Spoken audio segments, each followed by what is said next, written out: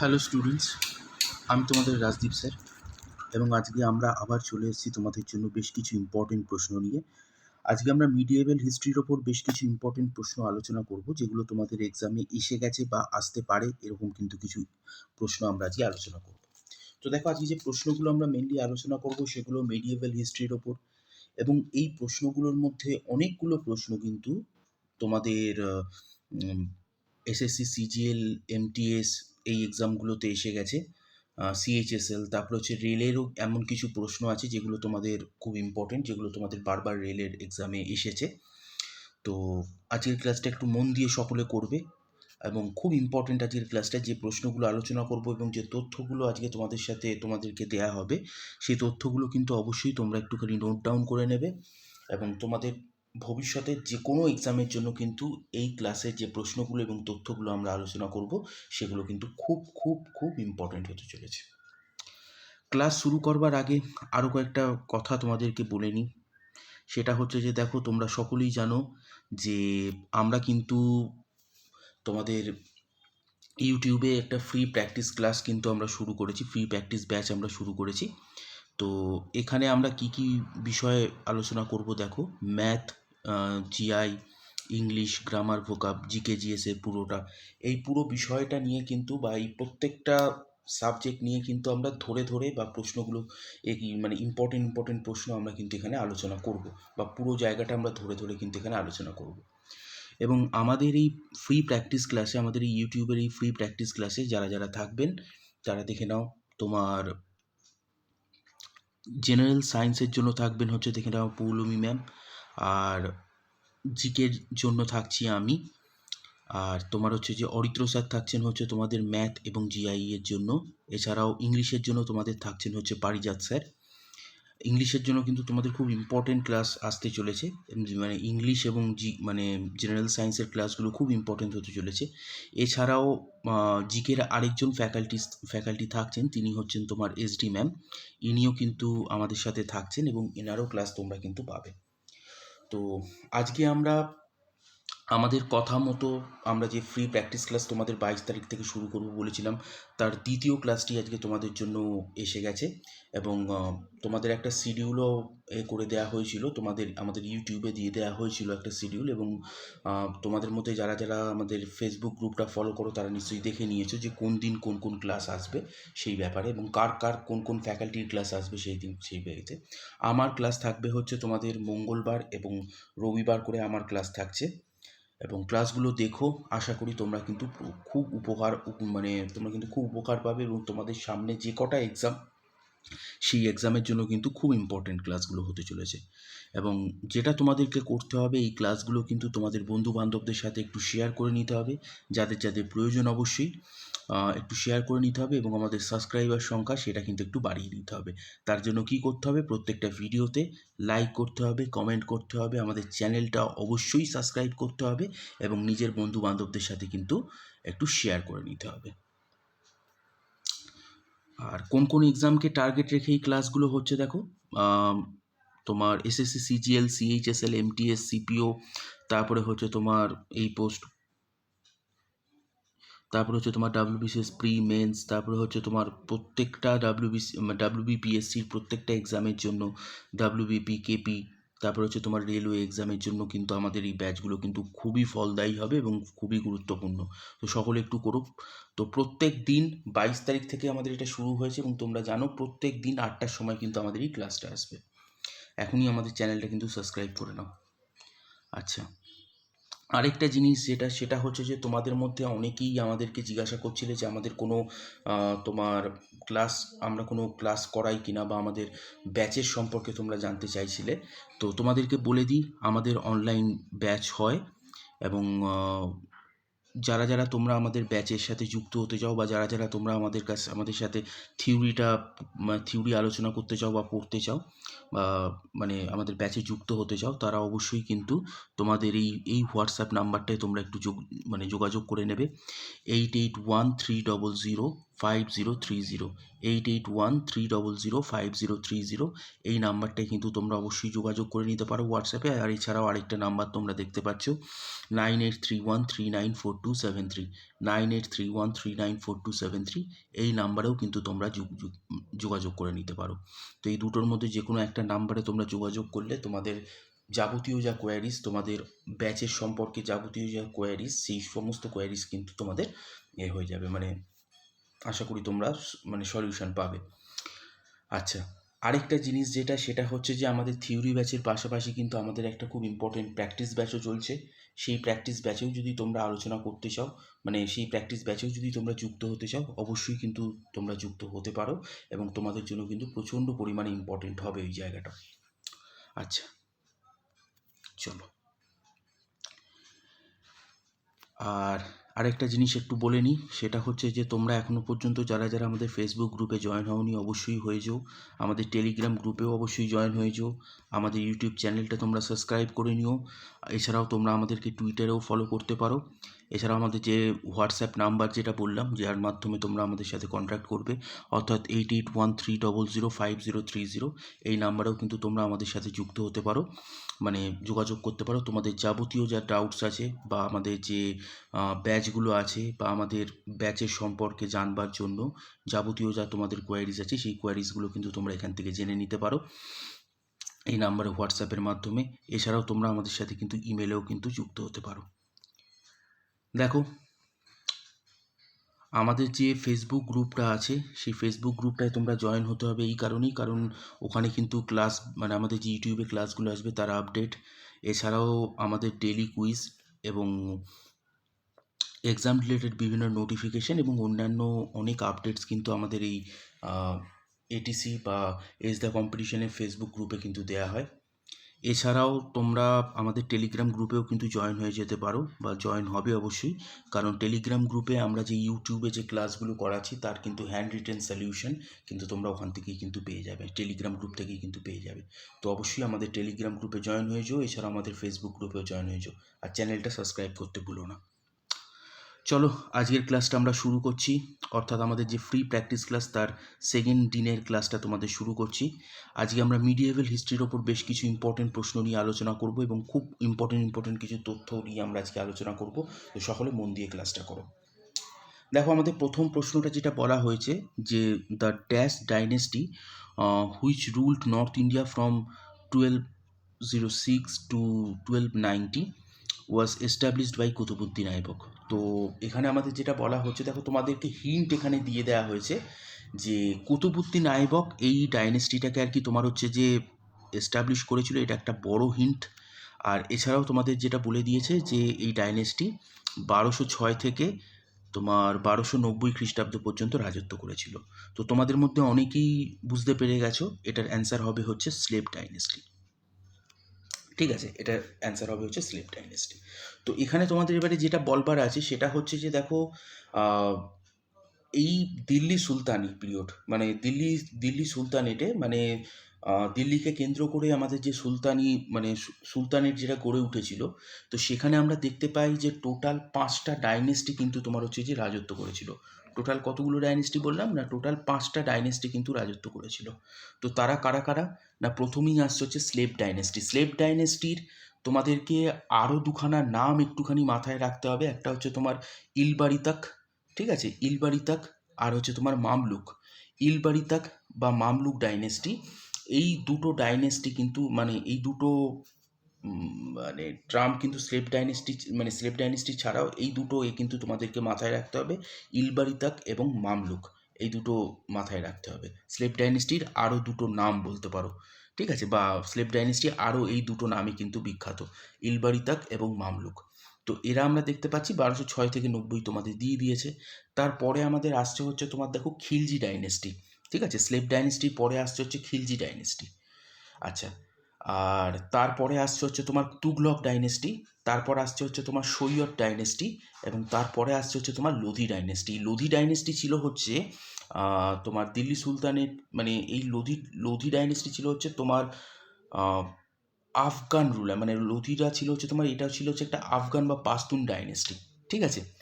তো ভারতবর্ষের প্রথম আফগান ডাইনেস্টি বা প্রথম পাস্তু ডাইনেস্টি বা প্রথম পাস্তু ডাইনেস্টি ছিল হচ্ছে তোমার লোধি ডাইনেস্টি, এটা একটু মাথায় রাখবে। এবং অনেক সময় তোমাদেরকে জিজ্ঞাসা করা হয় যে সেকেন্ড আফগান ডাইনেস্টি কোনটা ভারতবর্ষের, তাহলে সেকেন্ড আফগান ডাইনেস্টি ভারতবর্ষের জিজ্ঞাসা করলে তোমাদেরকে বলতে হবে সুট ডাইনেস্টি। ঠিক আছে, তো ফার্স্ট আফগান ডাইনেস্টির নাম হচ্ছে তোমার লোধি ডাইনেস্টি, এটা একটু সকলে একটু ভালো করে মাথায় রেখো।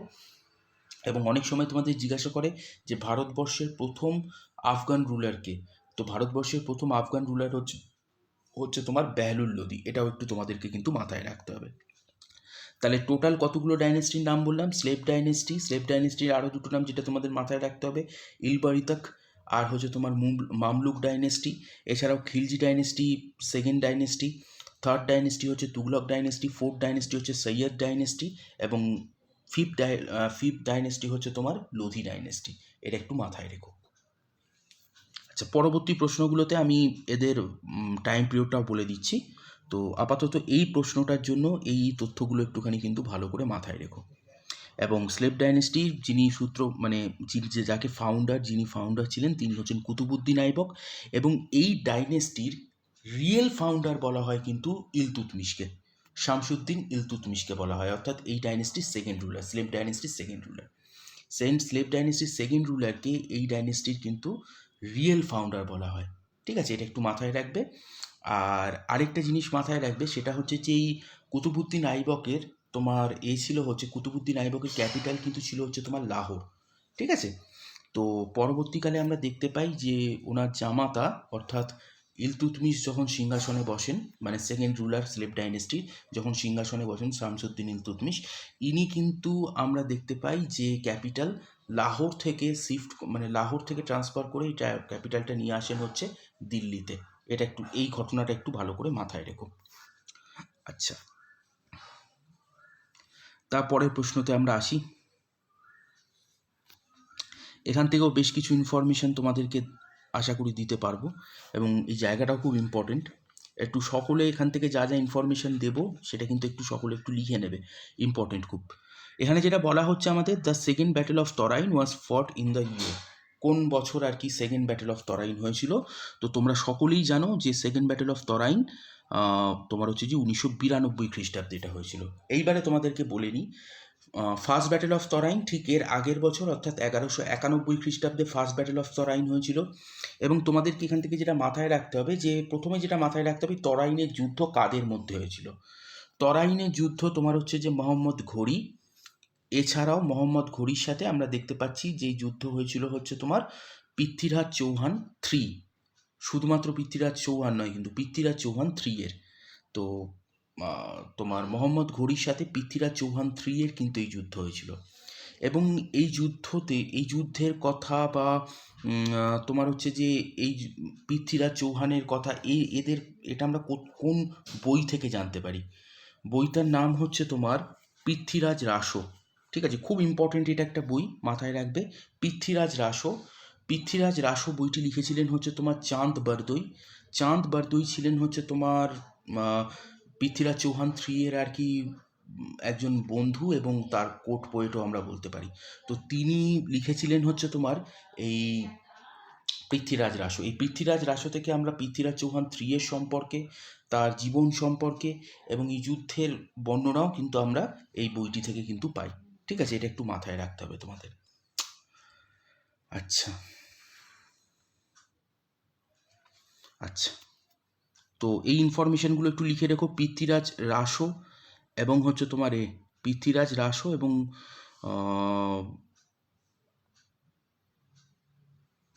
পৃথ্বীরাজ রাসো এবং ওনার যে মানে ওই বইটার যে আর কি তোমার রাইটার অর্থাৎ চাঁদ বরদই, এই দুজনের নাম কিন্তু একটু লিখে রাখো, বহুবার তোমাদের পরীক্ষায় কিন্তু এটা এসে গেছে, মাথায় রাখবে। এবং সামনে যে কটা এক্সাম আসতে চলেছে সেখানে কিন্তু তোমাদের এই এই তথ্যের ওপর কিন্তু তোমাদের এক্সাম মানে এই প্রশ্ন আসবে, এটা একটুখানি দেখে নিও। তো লিখে নিও সকলে। তো চলো তার পরবর্তী প্রশ্নতে আমরা আসি।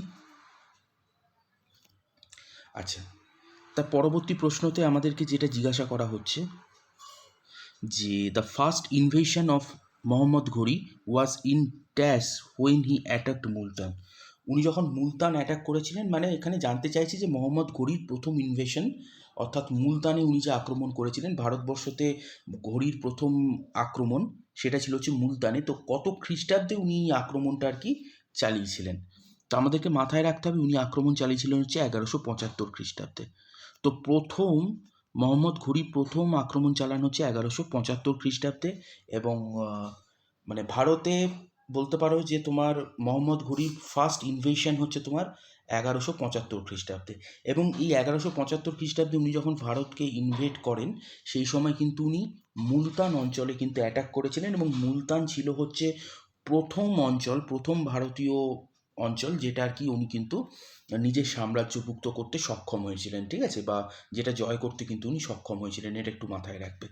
আরেকটা যুদ্ধের কথা একটু তোমরা একটু জেনে রাখো, সেটা হচ্ছে যে এই মোহাম্মদ ঘুরির এই ব্যাটেল অফ তরাইন ছাড়া, ব্যাটেল অফ তরাইনের ব্যাপারে তো আগের প্রশ্নতে তোমাদের তথ্য দিলাম।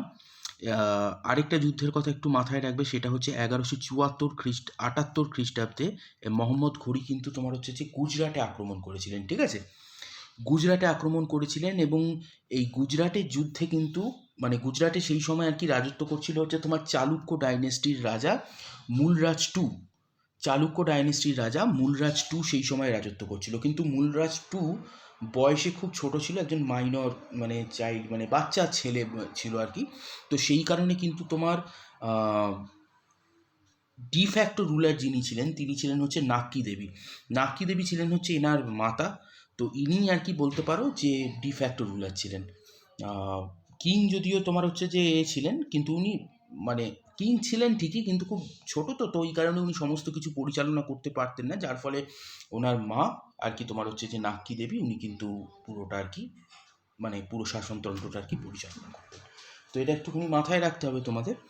তো নাক্কি দেবী ইনি ছিলেন হচ্ছে তোমার তখন গুজরাটের কিন্তু তোমার হচ্ছে যে ডিফ্যাক্টো রুলার বা রিয়েল রুলার, এটা মাথায় রাখবে। এবারে আমরা যেটা দেখতে পাই যে 1178 খ্রিস্টাব্দে যখন মোহাম্মদ ঘুরি যখন এতে আক্রমণ করেন, যখন গুজরাটে আক্রমণ করেন, সেই আক্রমণে আমরা দেখতে পাই যে তোমার কিন্তু এই মানে নাক্কি দেবী কিন্তু তোমার হচ্ছে যে এই মোহাম্মদ ঘুরিকে কিন্তু বিচ্ছিরিভাবে পরাজিত করেন এই যুদ্ধতে। এবং এই যুদ্ধতে পরাজিত হওয়ার পর গুজরাটে পরবর্তী 50 বছরে কিন্তু আর কোনো কিন্তু ইনভেশন হয়নি। তো মোহাম্মদ ঘুরি কিন্তু গুজরাটের এই চালুক্য ডাইনেস্টির কাছে, বা বলতে গেলে চালুক্য ডাইনেস্টির ডিফ্যাক্টো রুলার তোমার নাক্কি দেবীর কাছে উনি কিন্তু পরাজিত হয়েছিলেন, এটা একটু মাথায় রাখবে, ঠিক আছে। আচ্ছা, তার পরবর্তী প্রশ্নতে আমরা আসি। তথ্যগুলো কিন্তু প্রত্যেক কটা লিখে নেবে, হ্যাঁ, প্রত্যেক কটা তথ্য কিন্তু তোমাদের জন্য ইম্পর্টেন্ট, যে কোনো এক্সামের জন্য ইম্পর্টেন্ট, শুধুমাত্র কেন্দ্রীয় সরকার বলে নয়, কেন্দ্র রাজ্য প্রত্যেকটা এক্সামের জন্য কিন্তু এগুলো ইম্পর্টেন্ট, মাথায় রেখো।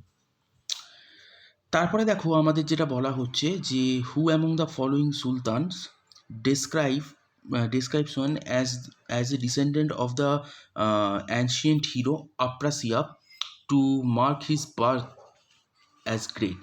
তো কোন তোমার রুলার এর মধ্যে, এখানে কোন রুলার, যেখানে যে চারটে অপশান দেওয়া আছে তার মধ্যে কোন রুলার নিজেকে তোমার হচ্ছে যে আফ্রাসিয়াবের ডিসেন্ডেন্ট বা আফ্রাসিয়াবের বংশধর বলে আর কি এ করতেন, নিজেকে আর কি ব্যাখ্যা করতেন বা ডিসক্রাইব করতেন।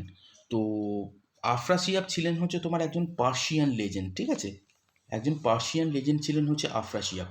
তো আফ্রাসিয়াবের বংশধর বলে নিজেকে আর কি তোমার হচ্ছে যে পরিচয় দিতেন হচ্ছে তোমার বলবান, গিয়াসউদ্দিন বলবান, এটা একটু মাথায় রাখবে।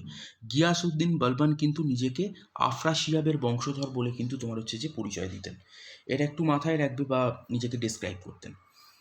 এবারে একটা জিনিস মাথায় রাখতে হবে যে এই বলবন, গিয়াসউদ্দিন বলবন কিন্তু ছিলেন সেকেন্ড স্লেভ ডাইনেস্টির কিন্তু তোমার হচ্ছে যে ফাউন্ডার ছিলেন। তো এনাকে সেকেন্ড স্লেভ ডাইনেস্টির ফাউন্ডার কেন বলা হচ্ছে না, আমরা দেখতে পাই যে তোমার ইলতুৎমিশ, প্রথমে তো কুতুবুদ্দিন আইবক, তারপরে ইলতুৎমিশ, তারপরে তোমার হচ্ছে যে ইলতুৎমিশের পর রুকনুদ্দিন কিছুদিনের জন্য আর কি সিংহাসনে বসেছিলেন, তারপরে তোমার রিজিয়া সুলতানা আসছেন, এবং রিজিয়া সুলতানার পর থেকেই দেখি যে তোমার এই রিজিয়া সুলতানার বলতে গেলে প্রায় সময় থেকেই এই স্লেভ ডাইনেস্টি কিন্তু পুরোপুরিভাবে 40 চক্রের আর কি তোমার হচ্ছে যে প্রভাবে কিন্তু চলে আসে। এই 40 চক্র ছিল হচ্ছে একটা স্লেভ কাউন্সিল।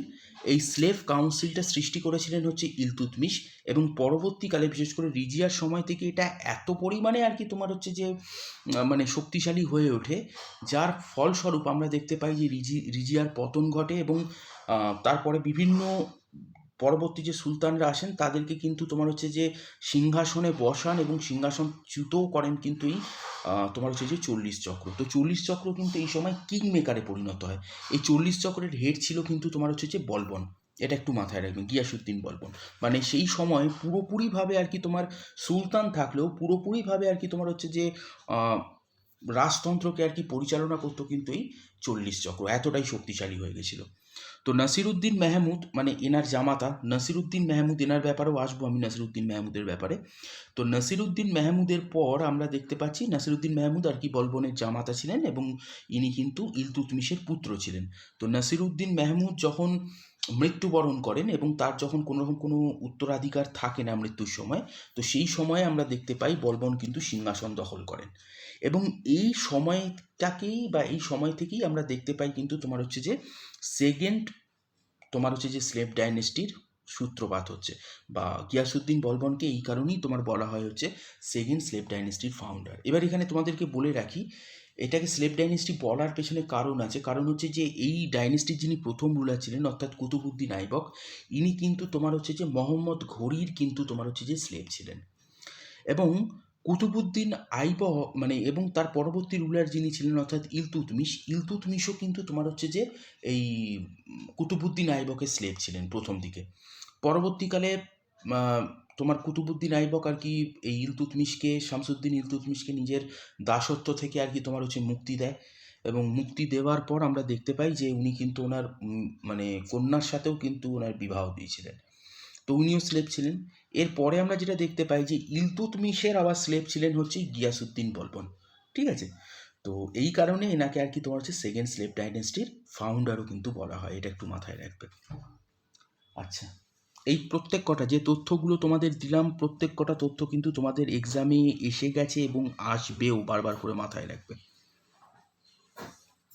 আচ্ছা, তারপরের প্রশ্নটা দেখো, খুব ইম্পর্টেন্ট। দেখো, who among the following sultans of Delhi sultanate appointed Ghiyasuddin Balban as his or her তোমার হচ্ছে যে প্রাইম মিনিস্টার। গিয়াসুদ্দিন বলবনকে এর মধ্যে কোন দিল্লি সুলতান তোমার হচ্ছে যে নিজের প্রাইম মিনিস্টার হিসাবে অ্যাপয়েন্ট করেছিলেন? তো এখানে যেটা অ্যান্সার হবে সেটা হবে হচ্ছে তোমার নাসিরুদ্দিন মেহমুদ। ঠিক আছে, এখানে অ্যান্সার হবে হচ্ছে নাসিরুদ্দিন মেহমুদ। তো তখন নাসিরুদ্দিন এই বলবন অ্যাকচুয়ালি সেই সময় প্রচণ্ড পরিমাণে শক্তিশালী ছিল, এবং তোমাদেরকে এর আগের প্রশ্নতেই বলছিলাম ইনি কিন্তু 40 চক্রের আর কি প্রধান ছিল।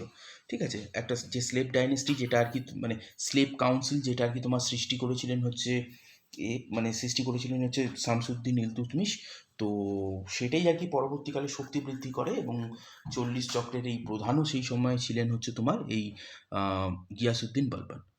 তো তোমাদেরকে একটু আগেই বললাম যে গিয়াসুদ্দিন বলবন কিন্তু নিজের মেয়ের বিবাহ দিয়েছিলেন হচ্ছে তোমার এই নাসিরুদ্দিন মেহমুদের সাথে।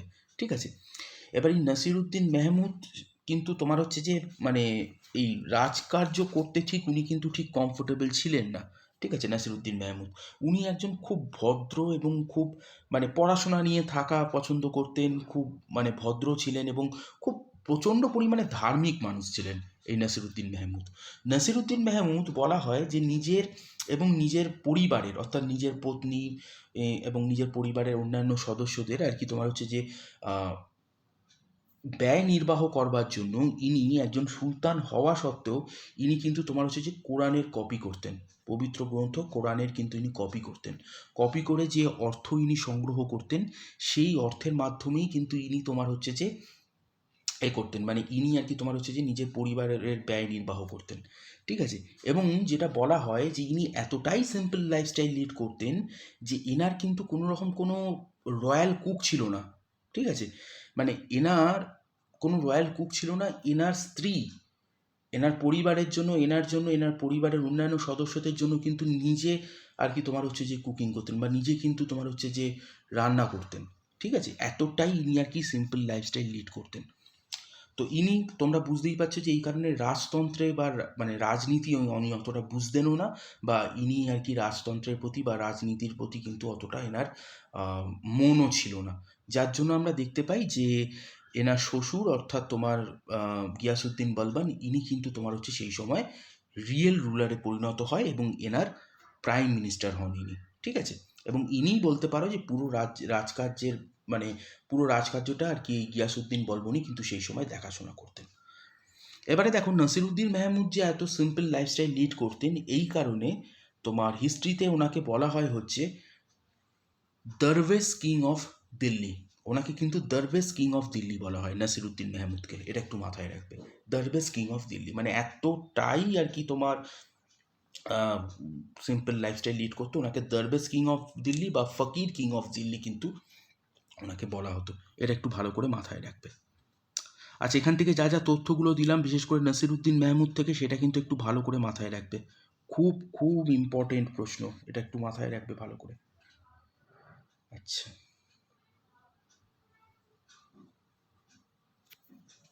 চলো।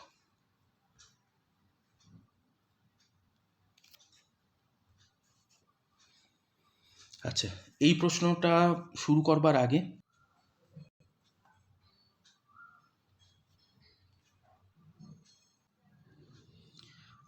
আচ্ছা, এই প্রশ্নটা দেখো, তোমাদের যেটা বলা হচ্ছে যে 1026-এ তোমার dash attack the southern coast of Kathiawar along the Arabian sea where he sack the city of Somnath and its renowned Hindu temple in 1026 বা 1026-এ।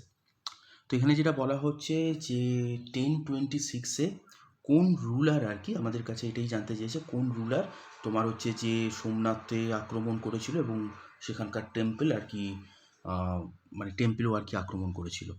তো তার নাম হচ্ছে, দেখে রাখো, মোহাম্মদ গজনি। এই মোহাম্মদ গজনি ছিলেন হচ্ছে তোমার গজনভি ডাইনেস্টির কিন্তু রুলার, ঠিক আছে। গজনভি ডাইনেস্টির রুলার ছিলেন এবং ইনি কিন্তু 998 খ্রিস্টাব্দ থেকে 1030 এডি পর্যন্ত ইনি কিন্তু রাজত্ব করেছিলেন। এটা একটু মাথায় রাখবে। এবং ইনি যে নামে বিখ্যাত ছিলেন সেটা হচ্ছে তোমার ছিল হচ্ছে বুথ শিকার বা আইডল ডেস্ট্রয়ার, ঠিক আছে। বুথ শিকার বা আইডল ডেস্ট্রয়ার নামে কিন্তু ইনি বিখ্যাত ছিলেন। আর এনার আগে আমরা দেখতে পাই, এনার পিতা অর্থাৎ যার নাম ছিল হচ্ছে তোমার সুবক্তজিন, ইনিও কিন্তু ভারতবর্ষতে আক্রমণ আর চালিয়েছিলেন, ঠিক আছে।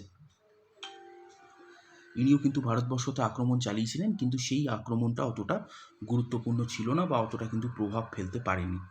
কিন্তু তার পরবর্তীকালে যখন মেহমুদ অফ গজনি যখন আক্রমণ চালান, সুলতান মেহমুদ অফ গজনি, তখন কিন্তু এই আন্দোলন মানে এই আক্রমণটা কিন্তু ভয়ানক হয়। ইনি প্রায় তোমার 1000 এডি থেকে 1026-27 এডি পর্যন্ত ইনি ভারতবর্ষতে প্রায় 17বার আক্রমণ চালিয়েছিলেন। এবং তার মধ্যে সবথেকে ভয়ানক বা ভয়াবহ আক্রমণ ছিল হচ্ছে এই 1026-এর আক্রমণটা। এই 1026-এর আক্রমণে আমরা দেখতে পাই সেই সময় গুজরাটের বা এই অঞ্চলের রাজা ছিলেন হচ্ছে সোমনাথ। তো গুজরাটে পড়তো, তো বর্তমান গুজরাট বা ওই অঞ্চলের রাজা ছিলেন হচ্ছে তোমার ভীমা ওয়ান। তো ভীমা ওয়ানের সময় যখন উনি 1026-এ যখন আক্রমণ চালান, তো সেই সময় কিন্তু উনি এই আক্রমণটা ভয়ানক আক্রমণ ছিল। এই আক্রমণে আমরা দেখতে পাই যে উনি পুরোপুরিভাবে সোমনাথ টেম্পল এবং সিটিকে পুরোপুরিভাবে আর কি ধ্বংস করে দিচ্ছেন, হ্যাঁ। এবং এটাই ছিল হচ্ছে ওনার সবথেকে ইম্পর্টেন্ট বা সবথেকে ভয়ানক আক্রমণ। এছাড়াও আমাদের যেটা মাথায় রাখতে হবে সেটা হচ্ছে যে মেহমুদ অফ গজনি ইনি যে ভারতবর্ষতে আক্রমণ চালিয়েছিলেন সেটা কিন্তু ভারতবর্ষতে নিজের রাজ্য বিস্তার করবার জন্য নয়। ওনার মূল উদ্দেশ্য যেটা ছিল সেটা ছিল হচ্ছে ভারতের যে ধনসম্পদ, এটাই কিন্তু ওনার কিন্তু মূল উদ্দেশ্য ছিল। এটা একটু ভালো করে মাথায় রাখবে। আচ্ছা, এছাড়াও উনি যখন ভারতবর্ষতে এই যে 17বার আক্রমণ করেছিলেন, এই আক্রমণে উনি কিছু রাজাকে পরাজিত করেছিলেন। তার মধ্যে তোমাদেরকে মাথায় রাখতে হবে 1001 এডির দিকে উনি কিন্তু তোমার হচ্ছে যে হিন্দুশাহী ডাইনেস্টির রুলার রাজা জয়পালকে উনি আর কি পরাজিত করেন ব্যাটেল অফ পেশোয়ারে। এছাড়াও উনি কিন্তু তোমার হচ্ছে যে হিন্দুশাহী ডাইনেস্টির রুলার আনন্দপালকেও পরাজিত করেছিলেন 1009। 1001-এ পরাজিত করছেন হচ্ছে জয়পালকে, 1009 পরাজিত করছেন হচ্ছে তোমার হিন্দুশাহী ডাইনেস্টির আনন্দপালকে। তো এটা একটু মাথায় রাখবে। আর এই জিনিসগুলো একটু মাথায় রাখবে। আরেকটা জিনিস একটু জেনে রেখে দাও, তোমরা একটু ভুল করো। ফার্স্ট মুসলিম ইনভেশন কিন্তু ভারতবর্ষতে হয়েছিল হচ্ছে আরবীয়দের মাধ্যমে, বা আরবরা কিন্তু প্রথম, আরবীয়রা কিন্তু প্রথম ভারতবর্ষতে আক্রমণ করেছিলেন সিন্ধ প্রভিন্সে। তাহলে তোমাদের যদি বলতে হয় যে ফার্স্ট মুসলিম ইনভেডার ইন ইন্ডিয়া, তাহলে তোমাদের কিন্তু অ্যান্সার দিতে হবে হচ্ছে মোহাম্মদ বিন কাসিম। এইবারে তোমাদেরকে মাথায় যেটা রাখতে হবে সেটা হচ্ছে যে first Turkish invasion in India, তাহলে তোমাদেরকে মাথায় রাখতে হবে ইনভেডার ইন ইন্ডিয়া, তাহলে তোমাদেরকে মাথায় রাখতে হবে সুবক্তাজিন। সুবক্তাজিন ছিলেন হচ্ছে এই সুলতান মাহমুদের, তোমাদেরকে একটু আগেই বললাম যে পিতা, উনি কিন্তু প্রথম ভারতবর্ষতে আক্রমণ চালিয়েছিলেন, এবং তার পরবর্তীকালে আমরা দেখছি যে সুলতান মাহমুদ বা সুলতান মাহমুদ উনি কিন্তু ভারতবর্ষতে আক্রমণ চালাচ্ছেন। তো এই ইনফরমেশনগুলো কিন্তু একটু সকলে একটুখানি লিখে নিও, প্রত্যেকটা পয়েন্ট কিন্তু এখানে যে তথ্যগুলো তোমাদের দিলাম এক্সামে এসে গেছে, আসবে ভবিষ্যতে, সকলে কিন্তু এই তথ্যগুলো কিন্তু একটু ভালো করে লিখে রেখে দাও, খুব ইম্পর্টেন্ট।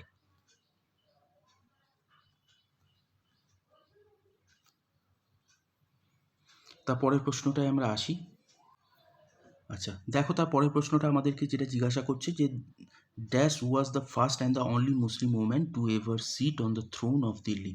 দিল্লির থ্রোনে একমাত্র প্রথম এবং একমাত্র মুসলিম ওম্যান রুলার যিনি আর কি দিল্লির থ্রোনে আর কি ছিলেন বা বসেছিলেন, তার নাম হচ্ছে, দেখে রাখো, তোমার রিজিয়া বেগম বা সুলতানা রিজিয়া।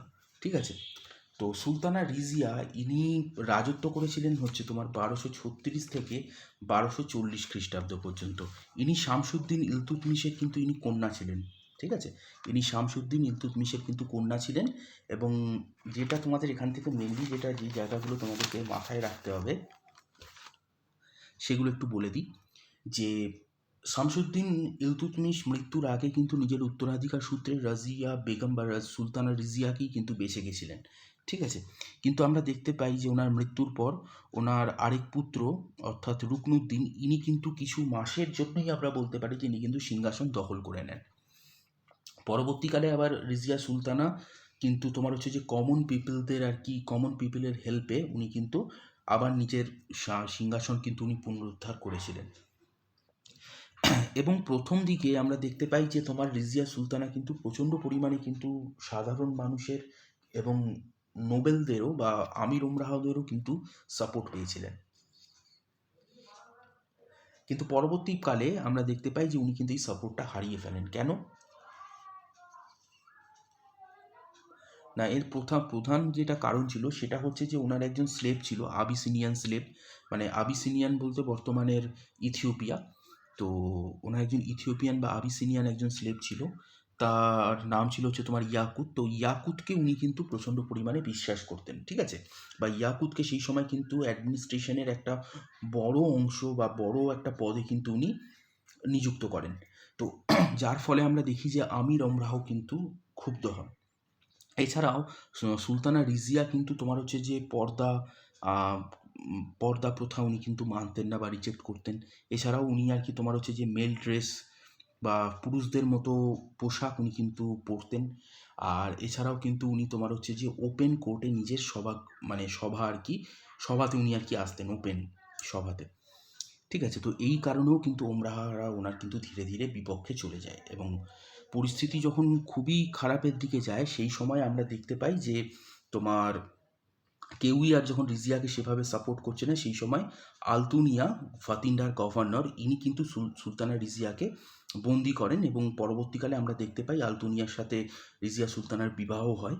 এবং আমরা দেখতে পাই যে তোমার শেষে একদম 1240 খ্রিস্টাব্দের 14ই অক্টোবর আমরা দেখতে পাই সুলতানা রিজিয়া এবং তার হাজব্যান্ড অর্থাৎ আলতুনিয়া কিন্তু তোমার কৈথালের কাছে ওনাদের কিন্তু হত্যা করা হয়।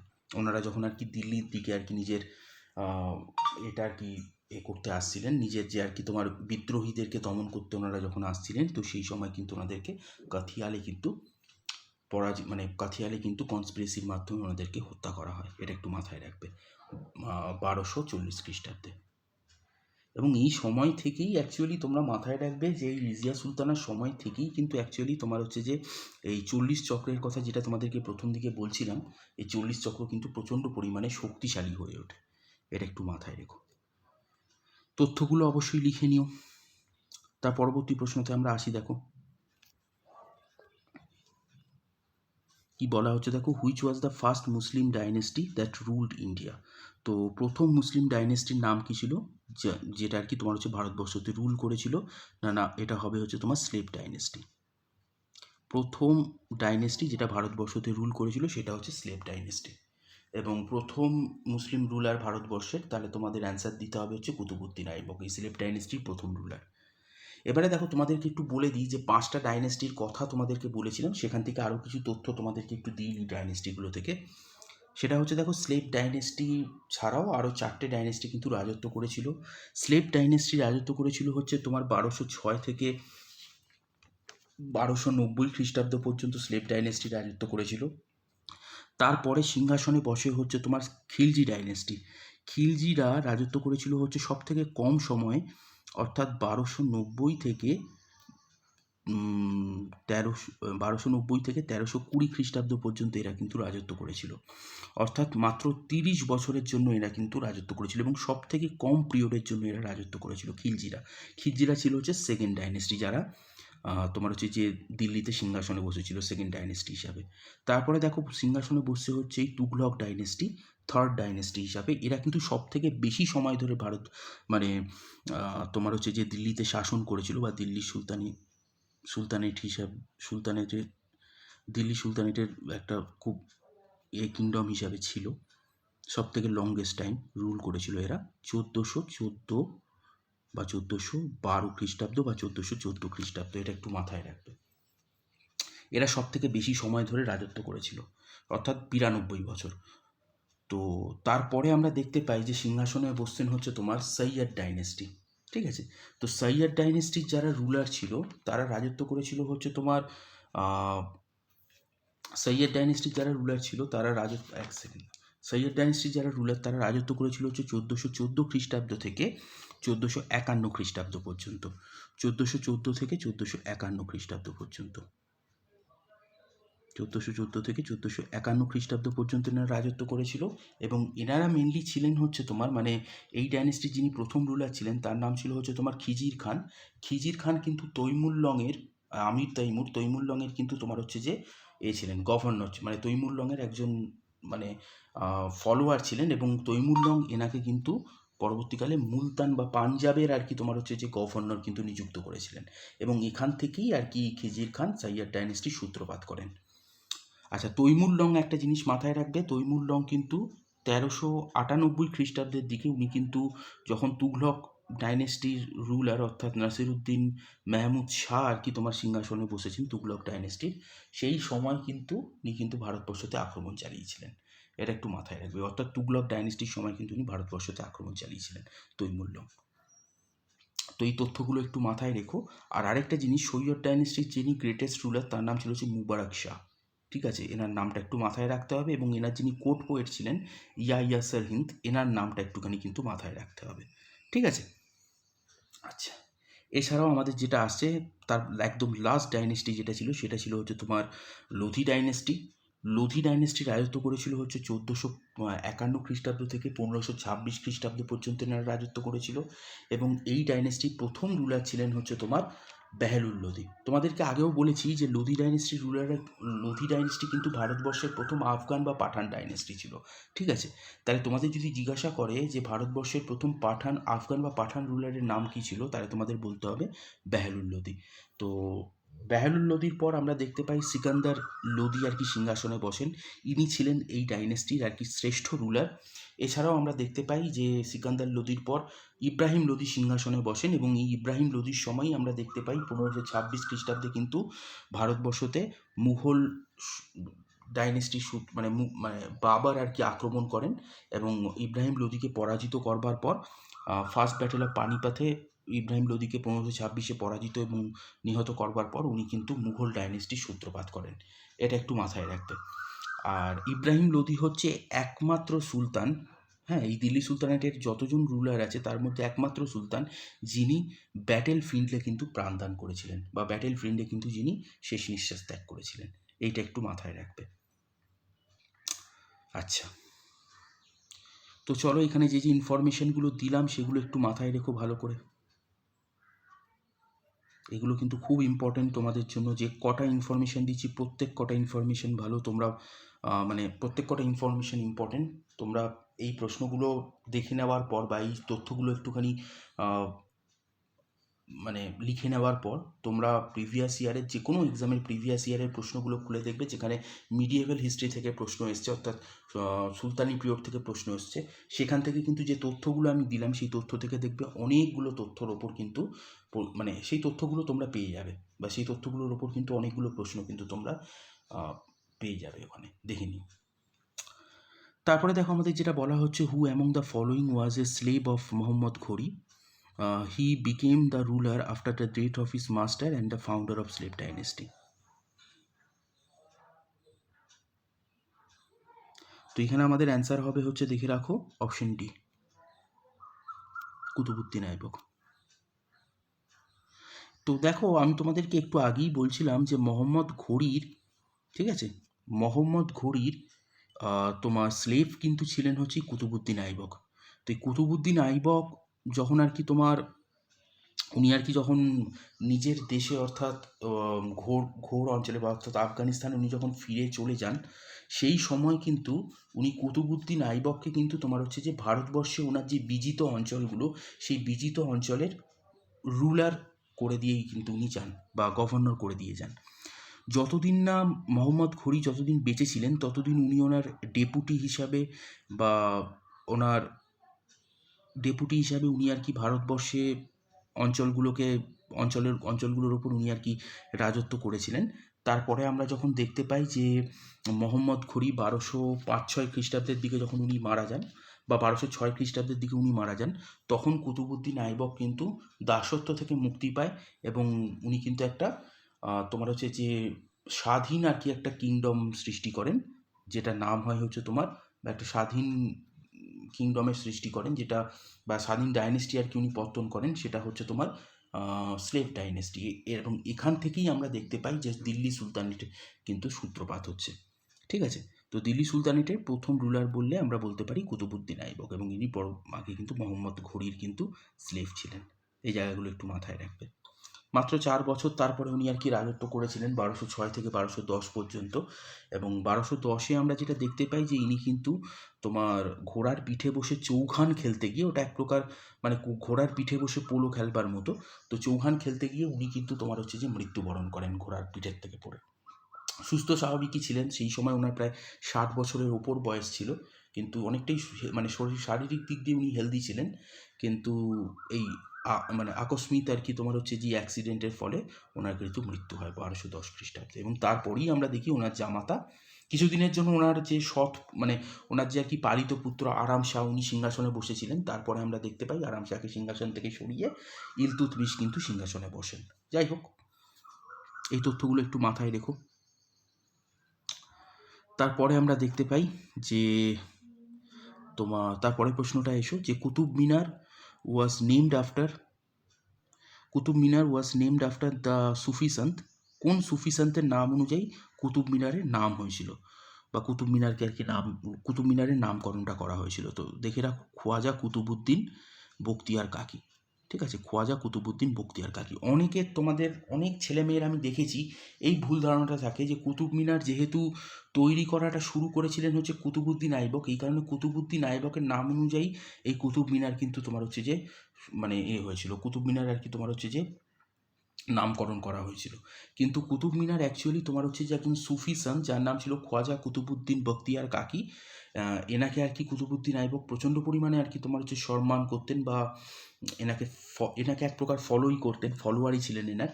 তো এনার নাম অনুযায়ী আমরা দেখতে পাই যে উনি কিন্তু তোমার হচ্ছে যে কুতুব মিনার কিন্তু তৈরি করান, বা তৈরি করানো শুরু করেন। কুতুব মিনার তৈরি হওয়ার আগেই কিন্তু এই কুতুবুদ্দিন আইবকের কিন্তু মৃত্যু হয়। তারপরে আমরা যেটা দেখতে পাই যে এনার জামাতা অর্থাৎ ইলতুৎমিশ আর কি এই কনস্ট্রাকশনটা শেষ করেন 1231 খ্রিস্টাব্দের দিকে। ঠিক আছে, 1231 খ্রিস্টাব্দের দিকেই কনস্ট্রাকশনটা তৈরি করা শেষ করেন। তাই কুতুব মিনার তৈরি হওয়া শুরু হয়েছিল হচ্ছে কুতুবুদ্দিন আইবকের সময়, এবং কুতুব মিনার তৈরি হওয়া শেষ হয়েছিল হচ্ছে তোমার এই সময়, কুতুব মিনার তৈরি হওয়া শেষ হয়েছিল হচ্ছে তোমার এই শামসুদ্দিন ইলতুৎমিশের সময়। এটা একটু ভালো করে মাথায় রেখো। আচ্ছা, আর খোয়াজা বখতিয়ার কাকি, যার নাম অনুযায়ী কুতুব মিনার তৈরি হয়েছিল, এটাও একটু মাথায় রেখো। অনেকের কিন্তু এখানে ভুল ধারণা থাকে। তারপরে দেখো তো যে তোমার the period between dash in India history is known as the Delhi sultanate period. তো দিল্লি সুলতানেট পিরিয়ড হিসাবে কোন টাইম পিরিয়ডটা আর কি পরিচিত? তাহলে আমাদের এখানে অ্যান্সার হবে হচ্ছে তোমার দেখো 1206 থেকে 1526 খ্রিস্টাব্দ পর্যন্ত। 1206 থেকে 1526 খ্রিস্টাব্দ পর্যন্ত এই 320 বছরের যে টাইম পিরিয়ড, এটাকে আমরা দিল্লি সুলতানেট পিরিয়ড বলবো বা দিল্লি সুলতানি পিরিয়ড বলবো। ঠিক আছে, এর মধ্যে টোটাল 5টা ডাইনেস্টি রাজত্ব করেছিল, তোমাদেরকে আগেও বললাম, আরেকবার বলে নিই। প্রথম হচ্ছে তোমার স্লেভ ডাইনেস্টি বা ইলবারিতাক বা মামলুক ডাইনেস্টি। 3টে নাম স্লেভ ডাইনেস্টির মাথায় রাখবে। স্লেভ ডাইনেস্টি তোমার হচ্ছে যে ইলবারিতাক এবং হচ্ছে তোমার মামলুক ডাইনেস্টি। এনারা রাজত্ব করেছিল 1206 থেকে 1290 খ্রিস্টাব্দ পর্যন্ত। তারপরে আসছে হচ্ছে তোমার খলজি ডাইনেস্টি।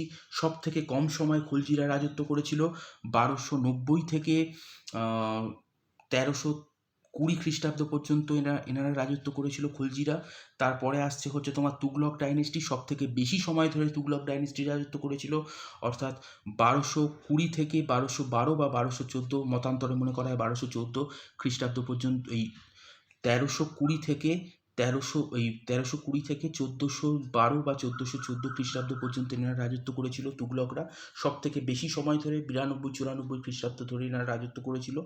এবং তারপরে আমরা দেখতে পাই যে সৈয়দ ডাইনেস্টি তোমার 1414 থেকে 1451 খ্রিস্টাব্দ পর্যন্ত রাজত্ব করেছিল। এবং একটা জিনিস তোমাদেরকে বলতে ভুলে গেছিলাম আগের পয়েন্টে, মানে আগের প্রশ্নগুলোতে আলোচনা করবার সময়, সেটা হচ্ছে সৈয়দ ডাইনেস্টির রুলাররা নিজেদেরকে কিন্তু তোমার হচ্ছে যে ডিসেন্ডেন্ট অফ প্রফেট মোহাম্মদ, ঠিক আছে, প্রফেট মোহাম্মদের বংশধর বলে নিজেদেরকে কিন্তু পরিচয় দিতেন। এটা একটু মাথায় রাখবে। এনারা এই সৈয়দ ডাইনেস্টির রুলাররা রাজত্ব করেছিলেন হচ্ছে 1414 থেকে 1451 খ্রিস্টাব্দ পর্যন্ত। এবং তারপরে আমরা দেখতে পাই যে লোধি ডাইনেস্টি, অর্থাৎ ভারতবর্ষের প্রথম আফগান ডাইনেস্টি, এনারা রাজত্ব করেছিল হচ্ছে তোমার ভারতবর্ষতে তোমার 1451 খ্রিস্টাব্দ থেকে, মাথায় রেখো, 1451 খ্রিস্টাব্দ থেকে 1526 খ্রিস্টাব্দ পর্যন্ত। 1451 খ্রিস্টাব্দ থেকে 1526 খ্রিস্টাব্দ পর্যন্ত এই রুলারের টোটাল 3জন সিংহাসনে বসেছিলেন লোধি ডাইনেস্টিতে। তারা ছিলেন হচ্ছে বেহলুল লোধি, ইব্রাহিম লোধি এবং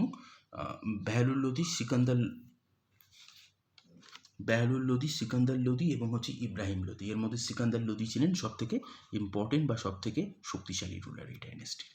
মাথায় রেখো লোধি ডাইনেস্টির।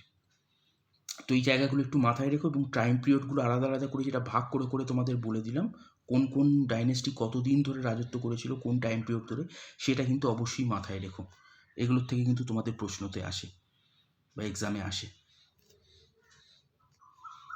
তারপরের প্রশ্নটা দেখো, who among the following chronicles wrote about Rizia and recognized that she was more able and qualified than all her brother। ঠিক আছে, তো কোন ক্রনিকলসে আর কি ওনাকে আর কি সব থেকে কোয়ালিফাইড রুলার হিসাবে আর কি বর্ণনা করা হয়েছে এবং ওনার ভাইদের থেকেও বেশি আর কি তোমার হচ্ছে যে ইম্পর্ট্যান্ট রুলার হিসাবে ওনাকে বর্ণনা করা হয়েছে। তো এখানে যেটা মাথায় রাখতে হবে সেটা হচ্ছে যে দেখো মিনহাজ ই সিরাজ, ঠিক আছে, মিনহাজ ই সিরাজ এটা লিখেছিলেন হচ্ছে তোমার আবু উসমান মিনহাজ উদ্দিন, ঠিক আছে, মিনহাজ উদ্দিন বিন সিরাজ উদ্দিন। তো কি লিখেছিলেন, তার নামটা কি ছিল, আবু ওসমান মিনহাজ উদ্দিন বিন সিরাজ উদ্দিন, ঠিক আছে। ইনি এইটা লিখেছিলেন এবং ইনি আর কি তোমার হচ্ছে যে আমান নামে আর কি বিখ্যাত ছিলেন, আমান। আচ্ছা, ইনি 1193 থেকে 1260 খ্রিস্টাব্দ পর্যন্ত ছিলেন, এটা একটু মাথায় রাখবে, ঠিক আছে। তো এখানে আমরা যেটা দেখতে পাই যে তোমার এই মিনহাজ ই সিরাজ এটা ছিল হচ্ছে তোমার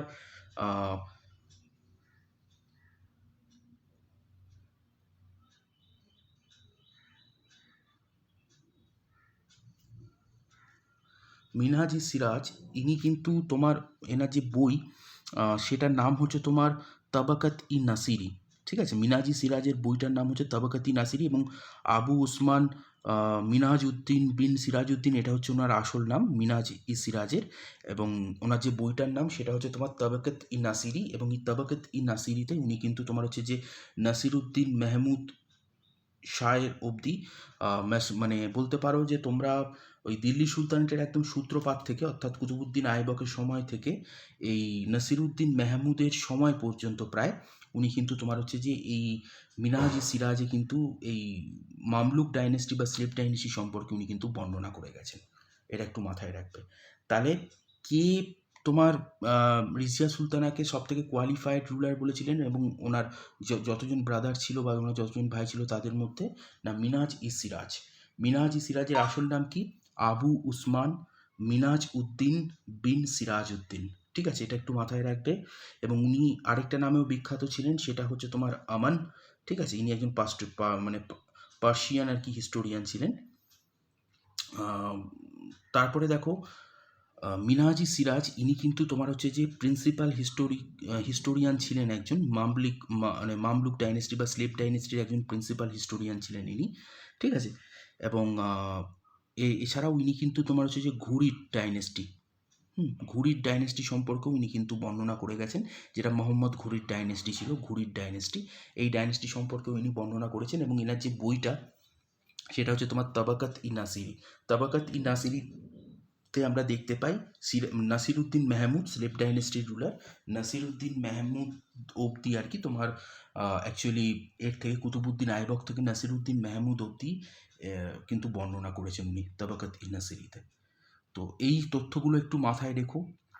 হ্যাঁ, এবং এই বিষয়ে যদি তোমাদের কোনো প্রশ্ন থাকে তোমরা অবশ্যই কমেন্টে কিন্তু কমেন্ট বক্স তোমাদের জন্যই খোলা আছে, তোমরা কিন্তু অবশ্যই জেনে নিতে পারো। তো দেখো, আজকে আমাদের এই প্রশ্নগুলোই ছিল এবং তোমাদেরকে প্রথমেই আমি যেটা বলছিলাম সেটা আরেকবারও বলে নিই। আমাদের কিন্তু তোমার যে ইউটিউবে যে ফ্রি ক্লাস সেটা কিন্তু শুরু হয়ে গেছে।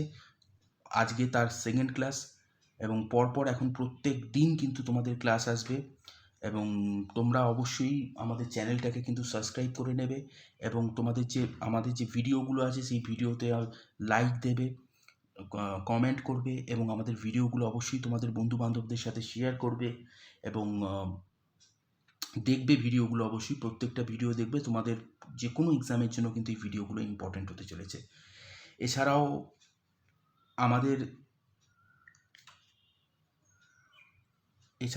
তোমরা তোমাদের মধ্যে যারা যারা আমাদের সাথে আমাদের প্র্যাকটিস ক্লাসে যারা যারা জয়েন করতে চাও তারা কিন্তু অবশ্যই আমাদের নাম্বারে কিন্তু তোমরা মানে যোগাযোগ করে নিতে পারো। নাম্বারটি হচ্ছে তোমার 9831394273, 9831394273। এই নাম্বারটায় তোমরা যোগাযোগ করতে পারো এবং এই নাম্বারটার পাশাপাশি তোমরা কিন্তু আরেকটা নাম্বারেও কিন্তু তোমরা যোগাযোগ করতে পারো।